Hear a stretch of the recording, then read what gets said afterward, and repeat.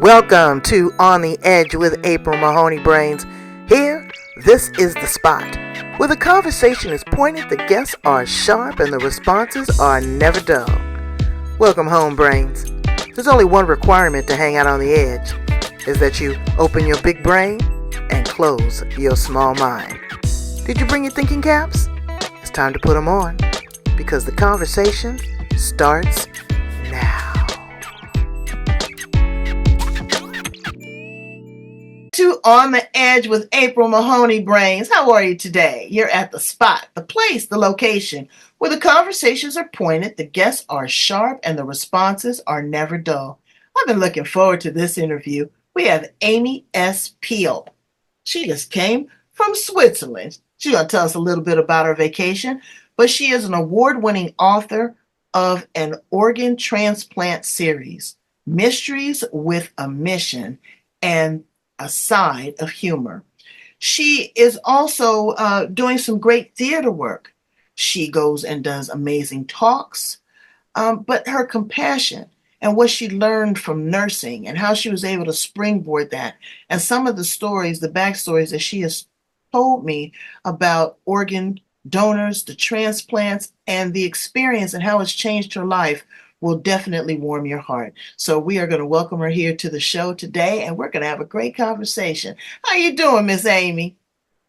I'm fine, Miss April. It's so good to see your beautiful face, and I'm really excited to be with you today.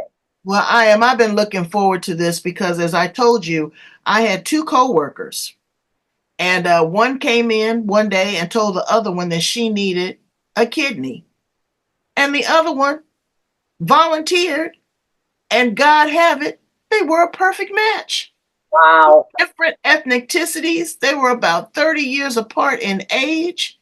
And the one that needed the organ, bless her heart, got sick. The other one waited 8 years. 8 years. Now, you know, folks would have changed their mind by then to give her that kidney.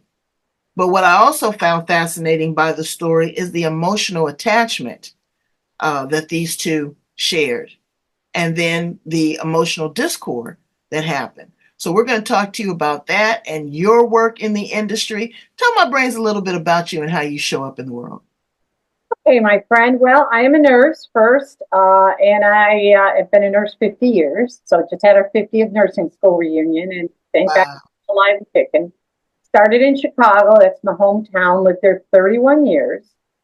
Started in transplant at University of Chicago, 71. I'll fast forward through that. Started taking care of these patients that had a kidney transplant. Never heard of it. And I got bit by the bug. Ended up being a transplant coordinator there, talking to donor families at the worst horrible time in their life, sacred space. And then I organized all the events that culminated in organ donation, kidneys, livers, hearts, lungs, corneas. And I just got carried away, and 35 years later, I retired. But during that course, while I was in Chicago, I live outside of San Francisco now. I also went to Second City and took a year of improv because the work that I did during the day and night was pretty hard. And it was a soul really enriching and saddening. Because at one point, I'm in someone's space that's just lost their 18-year-old son to a car accident, motorcycle accident. And the next time, I'm calling somebody and telling them that they have a kidney and they could come and get it. So it was definitely a yin-yang thing, and the satisfaction of calling and seeing these people rejuvenate, and the sadness of being in a sacred space. It was really just a gift.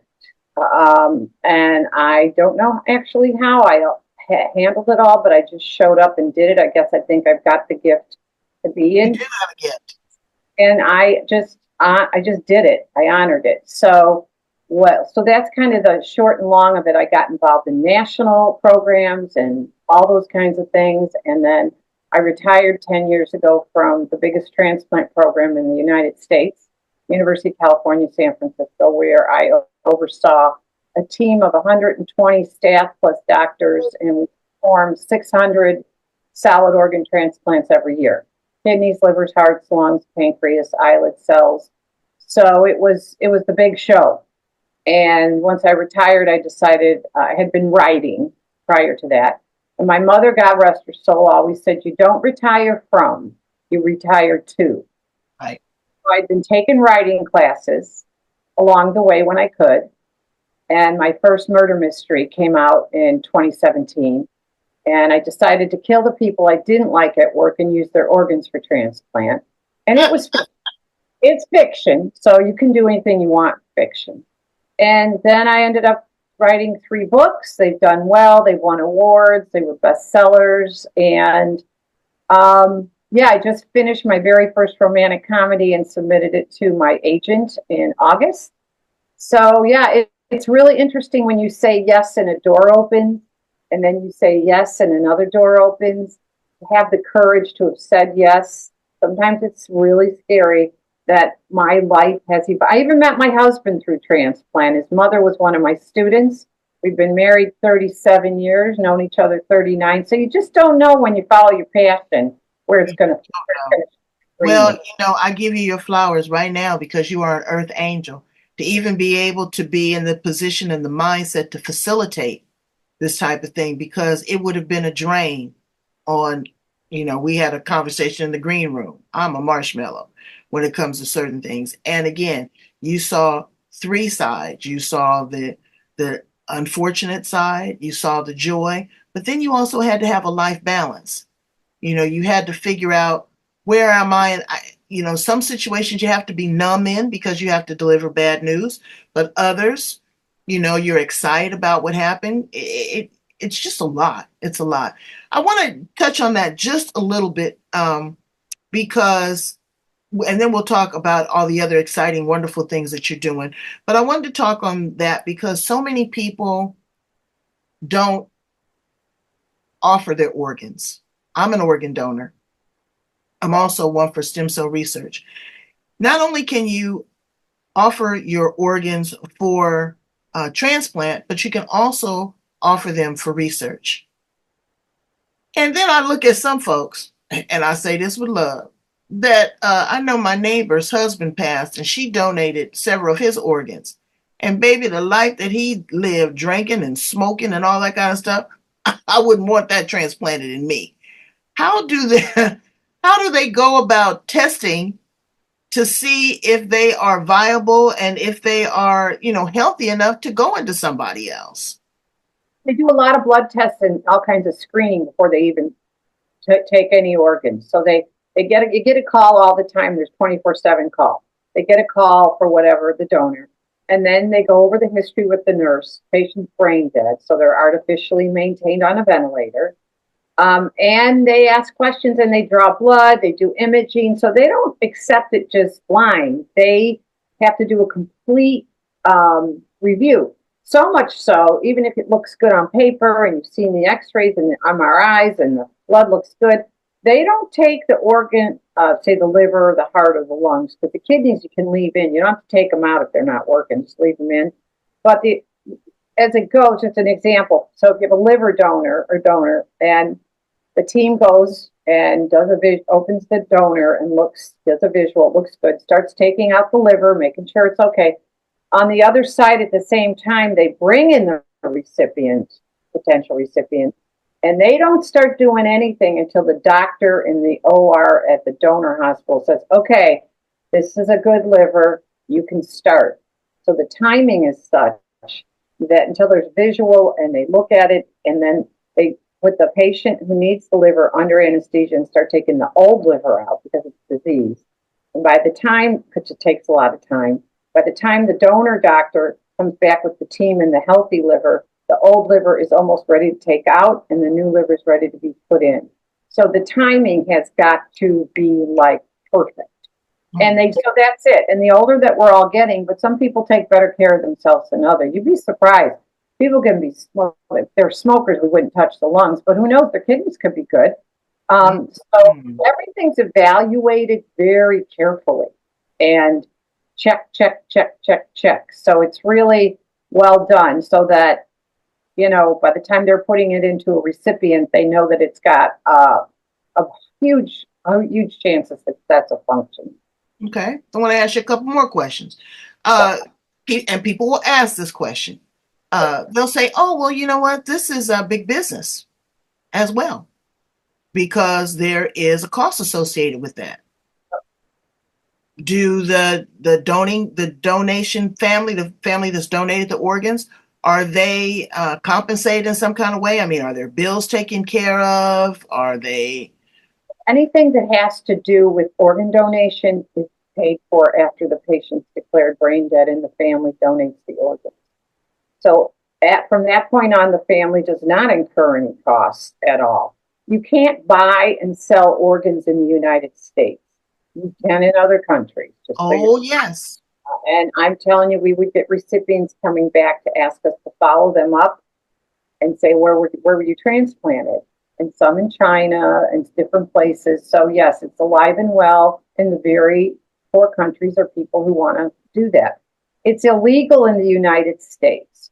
What they do is if the living donor, say, because we need living donor kidneys and living donor liver donors, if that patient is a good donor, then their expenses are paid for them being worked up and for the time after when they go to recover. So there is money to take care of them after they've made this type of a donation, not forevermore, but during that time. So that costs, but and Medicare pays for kidneys and livers and hearts and lungs, as well as private insurance too. So it really depends, but no, it's not a small price tag any way you look at it because of Right. what happens to making sure that it's successful. And this is just a side note, Brains. This has nothing to do with Amy or the work that she's done, but I have worked with individuals with human trafficking. And, it's not just the sex trade, it's not just the labor. Sometimes it is of organs. So we want to definitely consider being an organ donor. What does ethnicity have to do with it? Because I'm going to tell you, Black folks, I'm gonna tell you right now, whatever the good Lord gave you, that's pretty much what they want you to die with. They don't want to give you organs. They don't do a lot of bone marrow. Maybe things have changed, but just historically and from what I've experienced, is they don't even really want to give a lot of blood at the blood drive. So, you've got, again, my girlfriends, one was Filipino and Hispanic, and the other one was Caribbean. Two, I mean, very vast different things. So a lot of times people say, oh, we're not uh, connected, but we are connected because, again, these people had different upbringings, different foods, different lifestyles, different DNA, but their organs were a perfect match. That's amazing. They don't look any different. I'll tell you, a kidney from any ethnic group, but you wouldn't. If I just showed you a kidney, you would never be able to tell me whether it was from a black person, a white person, a Caribbean person, because it's a kidney. It's a kidney. So yes, we do have ethnic differences for sure, and there's not as many black donors, African American donors, as there are white donors, but that's changing a little. And we have a lot of people on the wait list who have kidney failure who are African American. And so it's a conversation, and plus seeing how your parents were raised or their parents were raised, there's these taboos that people think, Yes. oh, my body alone. I'm leaving with everything I came. And that's okay because that's their belief system. Today in the United States, regardless of color, race, or creed, every donor, every death in a hospital, the people have to be asked because it's a law. It's a regulation through Medicare that the family at least be given the option because it's the last thing you're going to be thinking about. God forbid your 18-year-old son's been hit in a car accident. You're not going to be thinking about organ donation at Right. all. So when I would talk to the donor families, I would just say you can do nothing. You can leave them on the ventilator. You can donate their organs, but whatever decision fits your soul, that's the right decision for you and your family. So Wow. the ethnicity is big, and they're actually nationally right now redoing some metrics on how they allocate and organs because of some of the original, like this person gets this and that person gets that, was flawed. So there's a lot of digging today in making Hmm.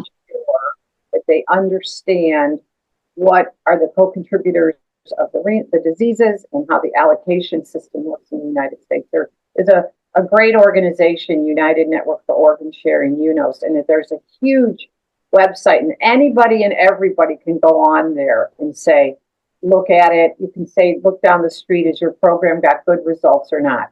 You can really, it's all transparent now, and it's important because if you're going to have to go through something like that, you want to go to a program where the results are good, regardless of your color, race, creed, doesn't matter. So it's a good question, and it is still a challenge. And again, like I encourage people that this is a meat suit.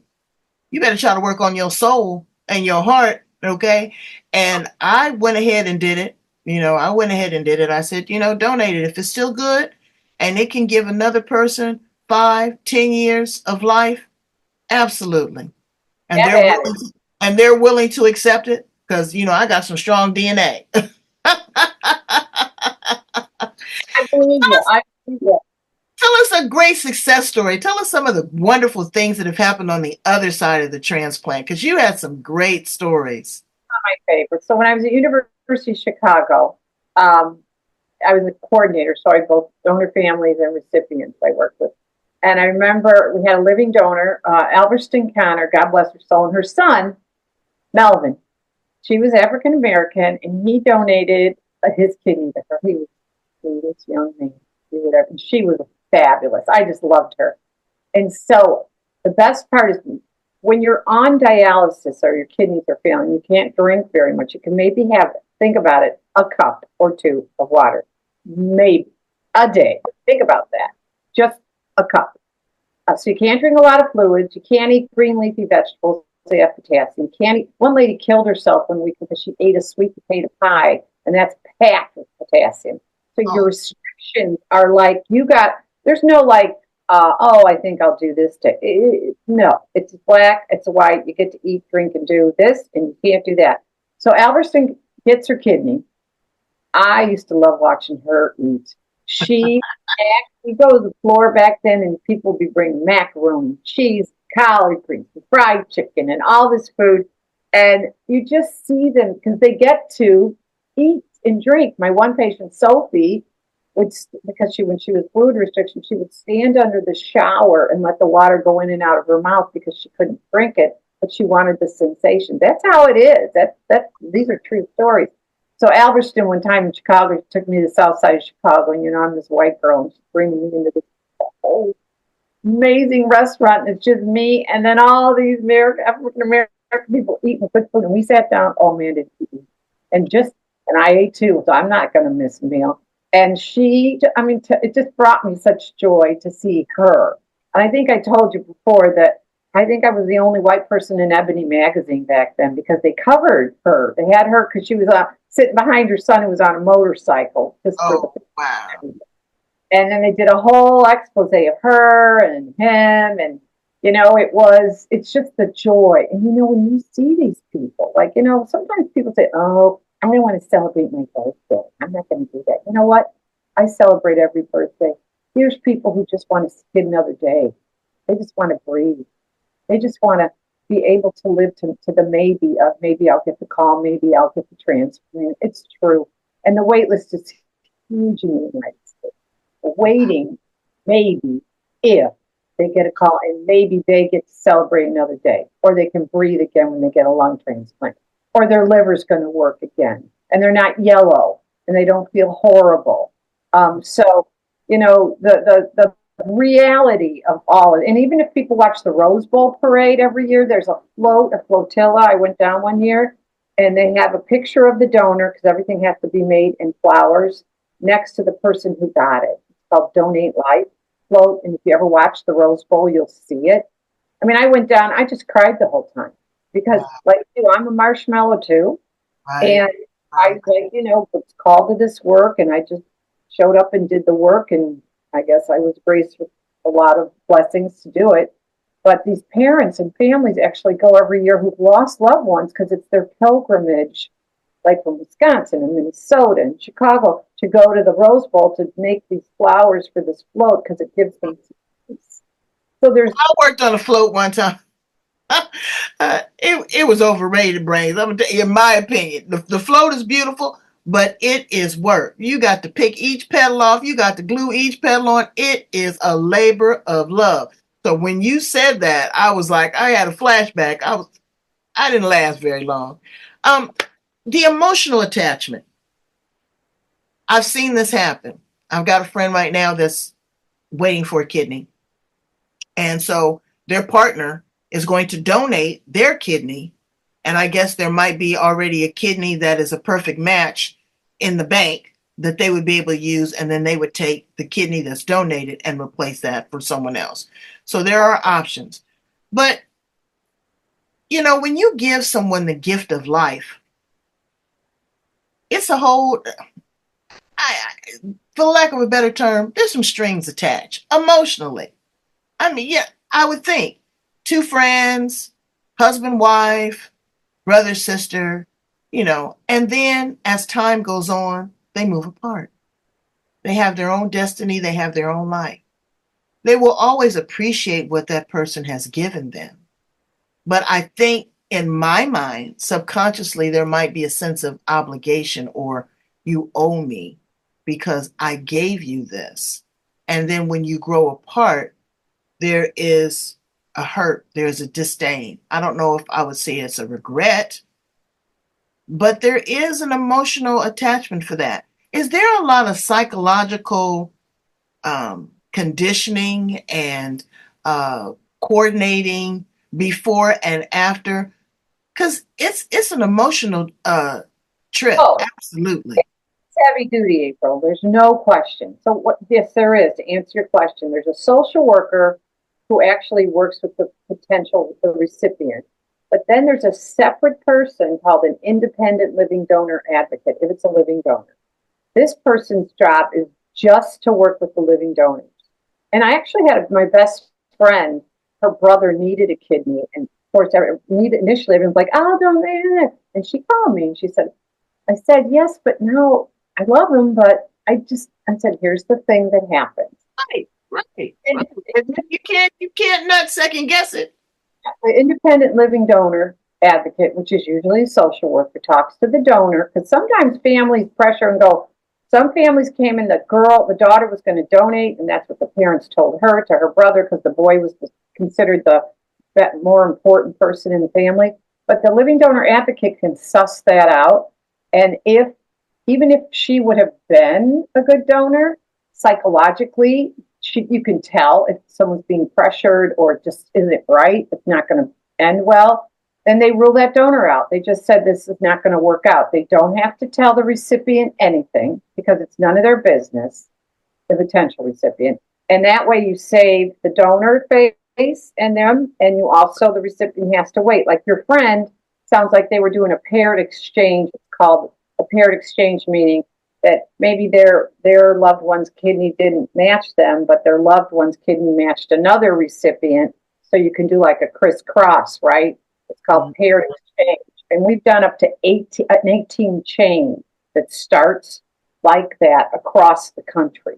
That you Wow. take kidney out here, and then that one goes in here, and then this one goes here, and then that one goes there. It's very cool. And it came from a man who was a computer wizard, and his daughter needed his kidney, and he realized, got worked up, and it didn't match. He goes, it's got to be something else. It's got to be something. And he created a computerized matching system that people use to this day.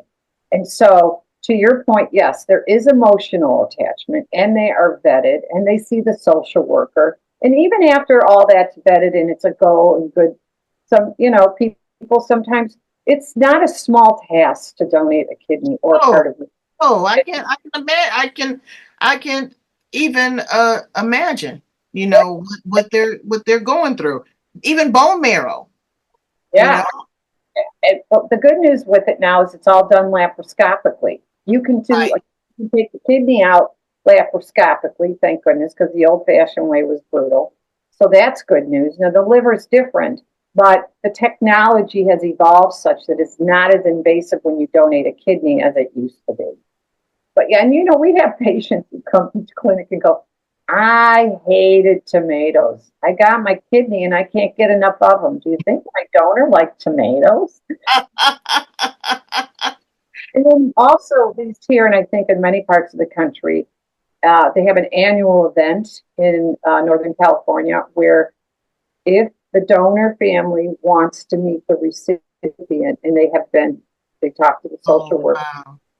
they meet. And I went to that one, and you walk in and they give you a box of Kleenex because there's no way you're not going to be stopping.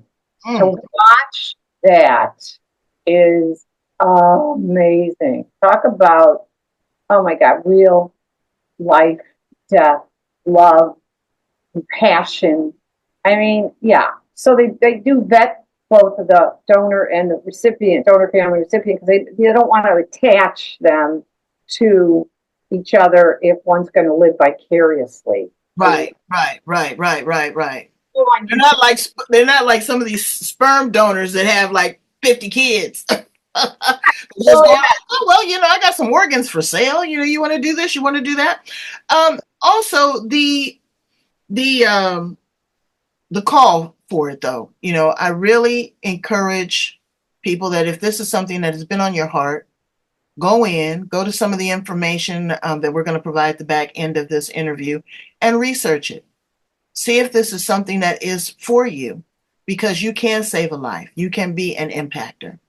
So you took all this information and thought about some of the people that really got on your nerves at work and you killed them and donated their organs and wrote us a story about it. Tell us a little bit about that. That's pretty interesting. Yeah, it was very cathartic. I just wished I'd thought about it while I was working. Because when you're working and you're a professional and you got to behave yourself, and people say stuff to you, and you're like, wow, and you want to say something, but you can't because you got to be a professional, right?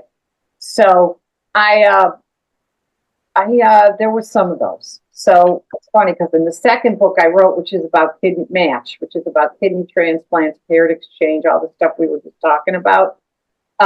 I killed her so bad in the first, I don't and mean to laugh, but it's funny. hands were going faster than my brain because I was like, oh, I really didn't like her. She was just a fool. Mm. Dead, and I got her liver, kidneys, her heart. I mean, fictionally, I didn't kill her Right, right, right. because I know what happens to donors, so I don't have to worry when I'm a mystery writer. I don't have to worry about the bullet splatter, all that kind of stuff. I already know how to kill them without a whole lot of blood. So my books aren't bloody at all.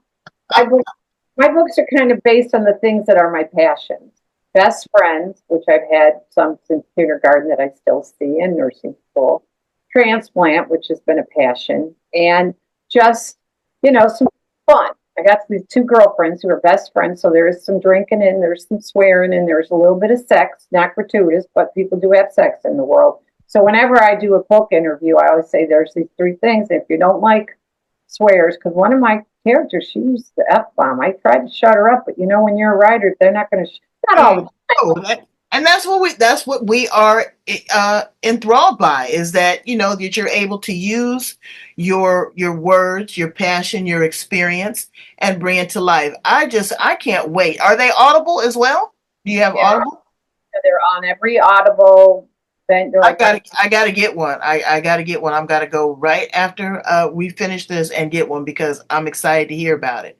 yeah, I think gal who narrates. I got to hire the actor. She's from the Midwest.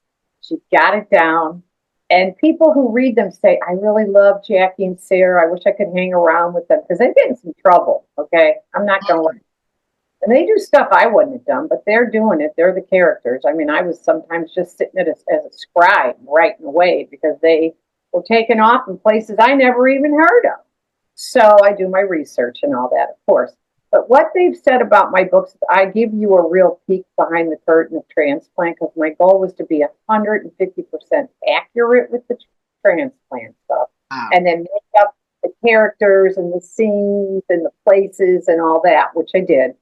And so that was a good. So it's completely like I even had the chair of the Department of Surgery, Nancy Asher, Dr. Roberts, who was chief of transplant. I had them read it because I knew they'd tell me straight up if there was even a little hair out of place there. Because I'm committed to accuracy and all that. So you get the real deal, but then you go on a fun ride with these characters and they take you everywhere. You go to Cuba, you go to Miami, Chicago, you know, you go to some places, you get to travel a little. Of course, there's food. It's got to be food. You Oh got yeah, exactly, exactly.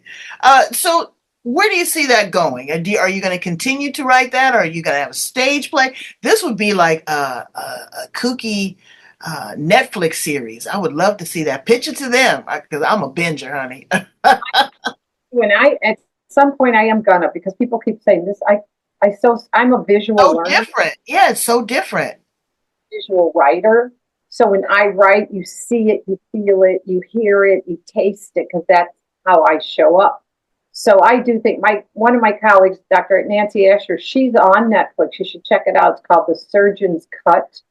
Surgeon's Cut on Netflix, and look up with Dr. Asher, Dr. Nancy Asher. You follow her and her husband and watch and hear them during a living liver transplant. And it's not, it's, you do get like the bird's eye view on that. But I think my series at some point, my dream, my manifestation is that it gets picked up by either Hulu, Netflix, I don't care who, and they make it into a series. And of course, in my head, Jackie Larson would be played by Melissa McCarthy because that's who I think of as my character. Like I cast my characters as if it's a movie. I cut out pictures. I have a picture board, and then I have it in the room when I'm writing. And so yeah. So my dream is that I'll get a call one day. Hi, it's Melissa McCarthy's agent. Are you available? And I'll probably fall off the floor screaming. And they go, "You're damn right, I'm available." That's And right. that's the dream. That's a dream. Well, it's you know what? It's all about a thought. The thought is the energy, and you Yes. just put it out there, and I can see it because it is so unique. It's not the typical, you know, hospital show that's out there, or the friendship, or it's the backstory behind it. Let's ask you some fun questions real quick.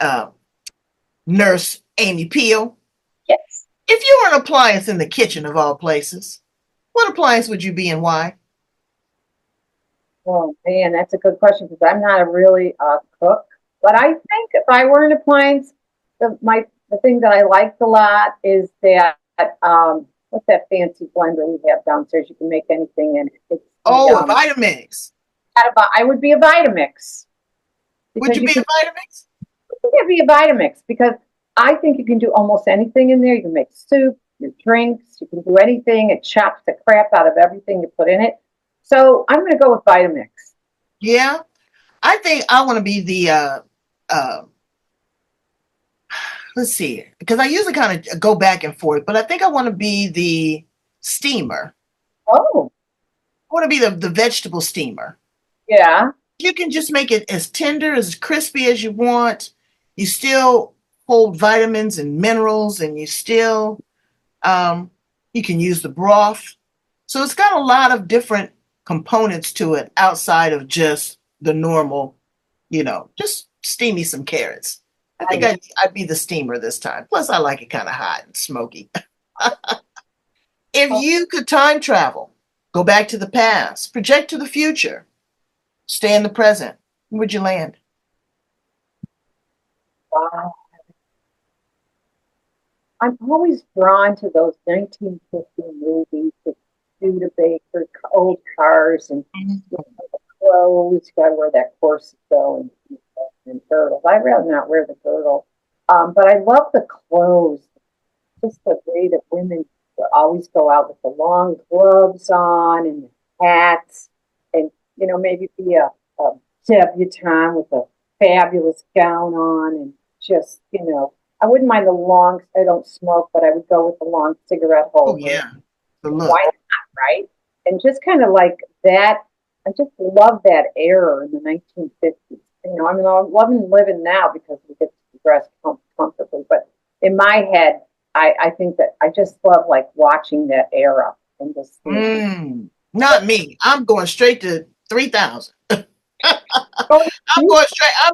I'm futuristic. I've lived it, done that, seen it. I got pictures of it. I don't want to do that. I want to see what is ahead. I want to see how we have progressed. I want to see how we have evolved as people, what technology is, what AI has created. I'm a futuristic kind of girl. I've always been a space cadet, so I like that.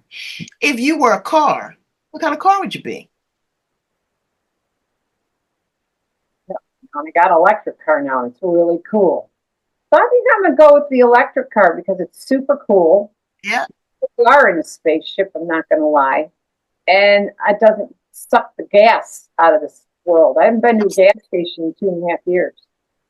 And I would hope my car would kind of in the future be able to fly a little bit too, like the Jetsons, you know? absolutely. Why not? And yeah, You could fly up and meet me. Now, see, now this is where I would regress. I want to be a 1974 VW van. Oh yes, I want it painted with the flowers on it. Open it up. You got a mattress. You got a big fine man laying up in there. You got a hookah pipe. You are smoking some unmentionables, and you just are just free and easy. I just would love to be an old VW van. That would just do my heart. yeah, I love that. If you had a conversation with a 25-year-old Amy Peele, what would you say to her? Well, I really went for it when I was young. I had a blast. Um, God, I mean, I really was working hard, having a good time when I wasn't traveling. I just say it's going to be okay. Be courageous. Say yes more than you say no. And yeah, I've collected friends my whole life from every facet, and I still have them in my life. So just, yeah, say yes. And take time to be grateful and enjoy and love yourself as you are every minute, not like you want to be. Like, oh, if I was skinnier, if I could wear this, or just love your body up the way it is this very second, every moment, and don't judge yourself and don't judge other people.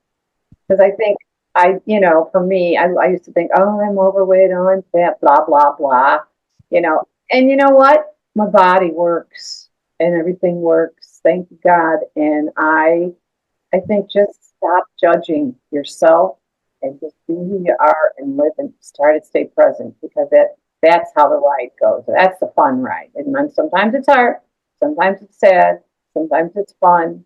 Sometimes I don't think I've ever been bored a minute in my life. But Right. yeah, I'd say that, yeah, you do you, girl. As my daughter says now, I have a daughter, Tracy, who's 36, and son Bennett, 34. Mom, you just do you. And the first time she told me this years ago, I'm like, you know what? I'm going to do me. I'm just going to do me. I don't care what people think anymore. You know what? And if I'm 25, I would say, don't worry what people think. They're going to think whatever they think. It's none of your business what they think. You just do you. That's what I would tell her. Absolutely. Well, bravo. You had a glimpse. You told me you had a little medical procedure there when you were on your vacation here in Switzerland. What did you kind of notice just on the surface? I mean, was it their technology, their level of commitment, Well, portability? What was it about them? Because so many people tell me, if you've got the money and you can afford to do some experimental treatment or alternative treatments in your healthcare, Switzerland is the place to go. What did you kind of notice just on the surface? surface is that it's super, super efficient. We're waiting in line with the rest of the people from Switzerland, and you go to the clinic and you walk through the window, and they got it all down pat. And then I said, oh, my tooth is just, well, the nerve died, but it was hurting bad before that, and my mouth was sore. Oh, go to the third floor, like you're at Macy's, right? Go to the third floor. There's a dentist office. I walk in, super kind, super clean. I said, I'm here. I have a tooth problem. And they're like, oh, we can get you in 30 minutes. So I get the doctor. I'm in the room immaculately clean. Like the equipment was, like being on a Star Wars, Star Trek ship.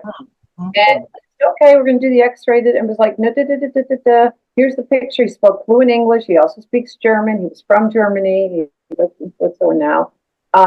And he just explained the whole thing to me. And I said, okay, let's get her done. I needed a root canal. Now, it's not what I would prefer to bring. And at the end of the day, it was $300. And here, it's like $2,000. I mean, so you could take some money and get a round trip ticket and still get some good health care and still probably have money in your pocket Hmm. if you did that. But that place is like, it's not cheap for like food and whatever. Right. Immaculately clean. The food is amazing. So, and the people were just, super smart and just like get it done. It was a real, it was cool. And they gave me discharge notes, told me what tooth, sent me the x-ray, emailed it to me. So when I come home, I can show it to the dentist. I mean, soup to nuts. I was in there probably an hour, hour and a half, but with the wait. That's So, what happened to me when I went to China. Um, Mine was a little bit different. Mine was a spiritual quest. And my driver told me that it was on my itinerary that I needed to go to the clinic. And I was like, go to the clinic? Is you crazy? I don't have no insurance over here. You're not going to use me for no lab rat. But I went there. It was immaculate. It was clean. It was just cutting edge, and it was non invasive. He checked my liver, my kidney, and my spleen, looked at my tongue, looked in my eyes, told me my past life, my present life, and my future. Did not even take a vial of blood. And everything that he has told me, I wrote it down, has come to fruition. So, Brains, you hear all of this stuff on mainstream media about third world countries or other countries that do this and do that. Oh, no, we could take some notes because anytime you raise someone's insulin for something that they need on a daily basis to $1,500, so and we can't put a cap on that. It seems like we're being railroaded. yep, We're being railroaded, and so you want to definitely consider that. In closing, yes. you have done so many amazing things in your life. You touched and changed and enhanced. Yes, and get your flowers for all of that. So many people's lives. What would you like your legacy to be? How do you want to be remembered? I want to be remembered as well, a funny, compassionate, kind human, and who followed followed her passion because I ended up, I think I told you go to the Chopra Center. I'm a yoga teacher now. I work at a retirement center with some people who I love. I got certified to teach laughter yoga and hatha yoga, and I do a combo platter that I love it. And the people that I teach, it's like I love doing it, and they love receiving it. So I think for me, just someone who followed her passion, even though sometimes the roads weren't like on everyone else's roads, and that I had hope and I surrounded myself with caring, loving people, and I knew how to ask for help. And I also surrounded myself with a lot of people who could love me up and hold me on times when sometimes you need that. So I don't know if that all summarizes into a big old bundle, No, but that's beautiful. That's it because I can see that and so much more, so much more. Such a contributor to humanity and to society. Um, April, that, one that's what it's all down about. where we sign off is I ended up doing a book club about 3 or 4 months ago in San Jose, which is quite a drive in traffic from where I live. And I'm driving there thinking, what was I thinking? Other than that, but I agreed to do it and showed up. And I did, not a big morning person early on, but it was an 8 o'clock talk and it's at this group of women. And so I just said, best foot forward. And I show up, the room is packed. They Mm. bought every book I brought. And then they asked me, it's called the General Women's GW Foundation of Clubs. There's 60,000 women in the United States and Europe. This was their club in San Jose. And they have been in existence way before because women weren't allowed to go to libraries and read and do the things that we all love to do because we're humans. And they asked me to be their honorary chairperson for 2 years. That starts next year. And I'll be doing webinars and writing articles and just interacting with this group of women who are like last year, they picked one project a year. It was human trafficking. They educate themselves, they raise money for it, they're focused. And again, it's because I followed my passion. I'd written these books. They like books, they eat them like, 100 a year, some of these read. And it's just like, again, like you were saying before, I showed up with what I have and who I am. And I'm like so honored to be part of this group and to start, sharing things with them and writing articles and speaking. So, We'll um, definitely post them, and when you post things, we will definitely share it to our audience because we want to do that. We want to have some good news. We Yes. want to, women are on fire, especially here in the United States. I'm telling you, we are on fire. We haven't had this much momentum since we burned our bras. Right. That's right. I even went to the march, the women's march in D.C. And I got to tell you, a million plus. I wasn't nervous, scared. I mean, it was the most beautiful experience, I think, and not any violence, not any. I mean, it was. You're right. We are on fire, and you do not want to be messing with us.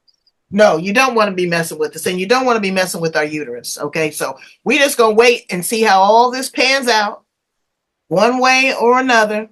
God is good, and as long as we are faithful servants, and each one teach one, if each one takes personal responsibility for your own stuff, okay, show up the right way. You know right from wrong.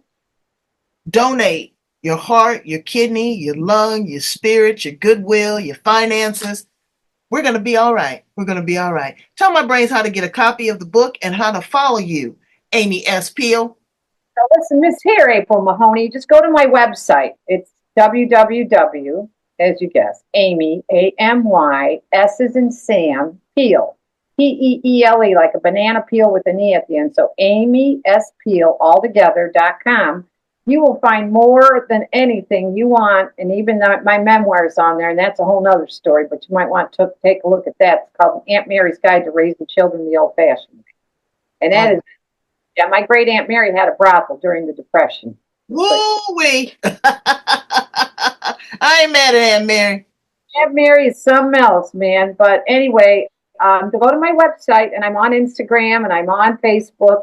So just go to my website, and you'll get everything you need and more. And you can even read a sample of my chapters if you want to see, oh, it's not right for me, or it is right. And I love book clubs, April. So if anyone ever reads a book and wants me to come, I love them. Okay. All right. Well, we're definitely going to put that out in full force. Thank you. I just hope I get an opportunity to meet you. Either I come up that way or you come down this way. I really believe that we would have a great conversation and we'd have a lot of fun. Again, I want to give you your flowers for your dedication and for your love, because being a nurse is not for chumps. Oh, no. It's not for chumps. And to do that, but then also to take it to another level, to save lives, give lives, and just be there and support our families. Thank you so much, Amy Peele. Brains, I need you to peel back the layers of your mind and go in there and see what you can do to be a better human being. If it is not, organ donation is not your PB&J, if reading is not your PB&J, find something that is in alignment with what you do based upon this conversation, because it was very laid and very textured. I need you to go in, love, like, share, and subscribe to both me and Amy's pages. Love, like, share, and subscribe. Don't be afraid. Consider it. There are options out there for people. We will put all the information for people that are interested in finding out more about organ transplant and organ donations. All right. Thank you so much, Amy. You are the best. Thank you, April. It was so much fun. I hope we get to meet in person someday. We are going to. We're going to make it a point. Yeah. Bye, brains.